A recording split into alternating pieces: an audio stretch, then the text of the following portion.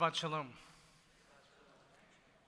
This story is told of a certain small town in the middle of America where an entrepreneur wants to come and open a tavern in town, thinking this is really a way to make some money because this small town in middle America didn't have a bar. And so sure enough, the entrepreneur goes about getting the license for this tavern and begins to construct it. Well, word gets around town that a new bar is coming. The first bar in town is coming. And so at a particular church, they begin to pray that this barkeeper and this bar will never come to fruition, that alcohol will become a problem in this town. It'll ruin their community. And so as hard as the entrepreneur is working to build this new tavern, the church is praying each and every week with incredible fervor for his plans not to come to fruition. Well, wouldn't you know, the night before the tavern was about to open, lightning struck the structure, a fire broke out, and the tavern burned to the ground.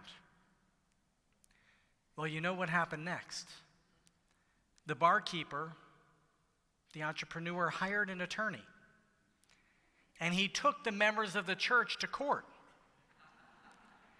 Their prayers were directly responsible for the destruction of his business. Well, the churchgoers were in disbelief. They couldn't imagine. And so they hired their own attorney. And their attorney said there is no way that this church's prayers could have brought about the destruction of this bar. So as the proceedings begin to come to an end, the judge announces to everyone in the courtroom, he says, I have no idea which way I'm going to rule.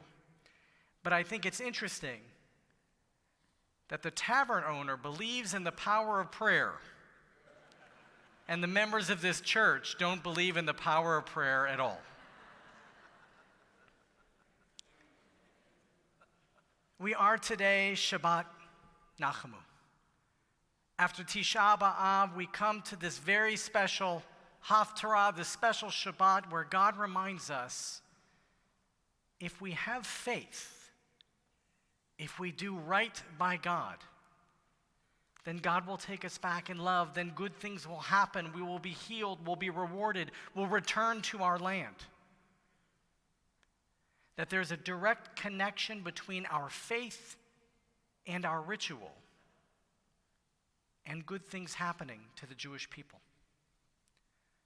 So on this Shabbat Nachamu, and this parsha of Ve'et Chanaan, let me ask you, do you believe in the power of prayer? And I'll ask you further, when do you pray? Why do you pray? How do you pray? And is there a difference between praying right and praying well? Is there a difference between praying right and praying well? Now, I'll fully admit to you that on Shabbos, I don't do so much prayer.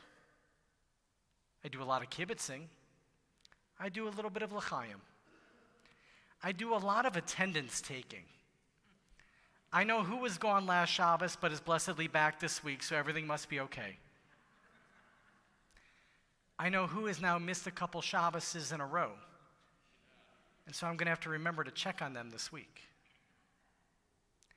I know who I haven't seen in far too long, and I'm really glad that they're here this morning. And I know that there are some who I only see on occasion, and whenever they choose to come, I'm really glad that they choose to come. Each of you who are here this morning said, today I'm going to shul. That's a big deal in 21st century America when you've got anything and everything that you could do on a Saturday morning. All of you here said, for whatever your reasons, today I'm going to go to shul. And it was a decision that makes me better, that makes me holier, that brings me comfort on this Shabbat Nachamu because I need community. So thank you to each and every one of you for choosing to come to shul today. And all of you have your own reasons. Egg salad and tuna fish might be two among the reasons that you come to shul, and that's okay. We all have our reasons.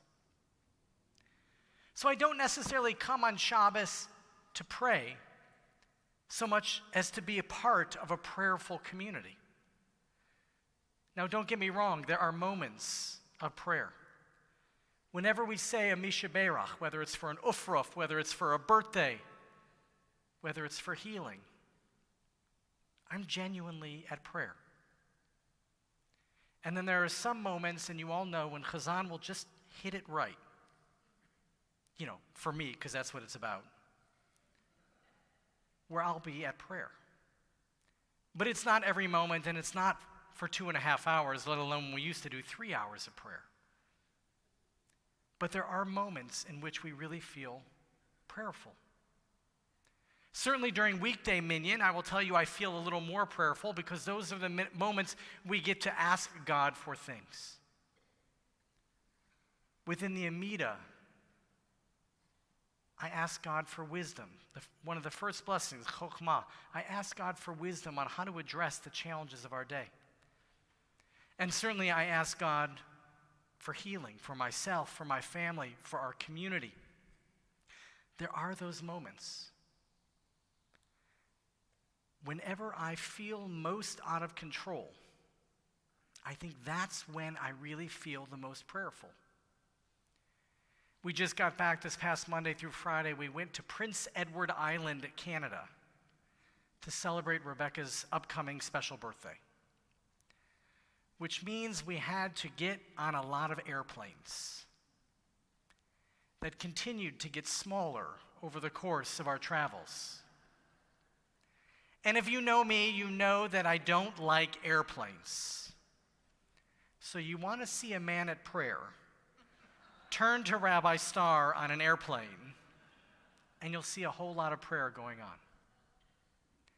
I know that when Caleb just drove home from camp, 6.5, 7 hours by himself, and then turned around the next morning to drive up to visit his grandparents 4 hours in Harbor Springs, as the father of a teenage driver, I was praying hard. When we're together at the bedside of someone in the hospital, I'm at prayer, genuine prayer. And when Prime Minister Benjamin Netanyahu announces the expansion of the war in Gaza, I'm at prayer. I'm at prayer that what he's doing is right. I'm at prayer for the safety of very tired soldiers. I'm at prayer for hostages who've known nearly 2 years of suffering. And I'm at prayer for the well-being of the non-combatants in the region as well. I'm at prayer. And while I'll invite everyone after lunch to join me in conversation about right and wrong, on Shabbat Nachamu, I'm also at prayer. Because I don't know all the answers. And within prayer is a powerful statement of humility that we don't have power and control over everything. But within prayer is also a powerful statement that we do, in fact, have control over a lot of things. So when I pray, do I necessarily think that God says, oh, Rabbi Starr is on the airplane. Let me go out of my way to make sure that the plane lands safely? Probably not. But does it make me realize and appreciate the importance of life and that I have a lot more living that I want to do? Absolutely. Is the power of prayer our ability to change God? Or perhaps more to the point, isn't the power of prayer the ability to change ourselves? Why do you pray? When do you pray? How do you pray? And is there a difference between praying right and praying well? Of course, these last few weeks we've been reading the special Haftarot of admonition as we've come into Tisha B'Av, and we remember that if we don't change our ways, if we don't serve God better, then bad things happen. And now that we are at Shabbat Nachamu, and in the next 7 weeks counting up to Rosh Hashanah, we'll remind ourselves that as long as we continue in our commitment to faith and to ritual and to service to God, that God will take us back in love, that there will be healing and return.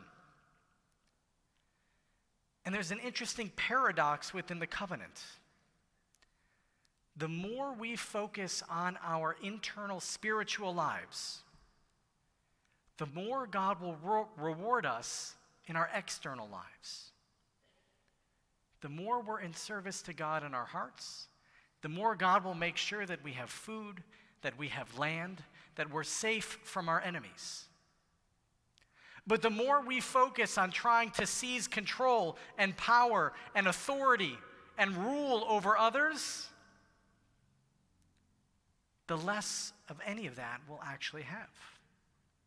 And rather, that can bring punishment and suffering. So on this Shabbat of Nachamu, I want to invite you to wrestle with that notion. What does it mean in these trying times to maybe think about focusing more on our own prayer and spiritual life and less on our physical well-being, so that God will take care of our physical well-being? What will that mean? What does it mean for us as descendants of Holocaust survivors? What does it mean to really invest more in our spiritual life so that God can take care of our physical lives, rather than investing in our physical lives, which at the end of the day means we don't trust God to take care of us? That is the paradox of the covenant between God and the Jewish people. And we're challenged in it in this very moment. Now, over the last 80 years, now I'll say it a little differently. Over the last 300 years, prayer has done more to divide the Jewish people than bring us together. Because people like to pray this way, and they like to pray that way. I'm sure every Shabbat people say to Chazan, that was exactly the way I wanted you to do it. He never hears complaints, ever, ever. But prayer historically can be a source of division. It's why we come to this shul and not that shul. It's why we belong to this movement and not that movement. And over the last 80 years, it's really been our devotion to the state of Israel and to protecting our brothers and sisters in Israel and around the world that has cemented the Jewish people. Now it's not quite doing that. Israel's not quite doing that for the Jewish people in the same way. So we're asked to focus again on our prayer lives.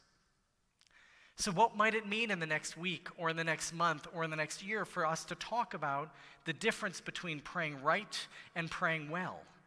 Or maybe praying right is praying well, and trying to pray well means you'll never actually get there. Let's have that conversation. This is Shabbat Nachamu. This is our week to focus on our inner spiritual lives, on our prayer lives. Do we want to be like the entrepreneur who believes in the power and efficacy of prayer? Or do we want to be like those members of that church in the story who, while they pray, don't actually believe that their prayers make a difference? That's our choice this week. That's our choice in these complicated times. So as I conclude most of my Divrei Torah, so will I conclude it once again. Adonai oz li'amo yitain. Adonai yivarech et amo v'shalom. May God give us strength, and may God bless us all with peace. And let us say together, Amen.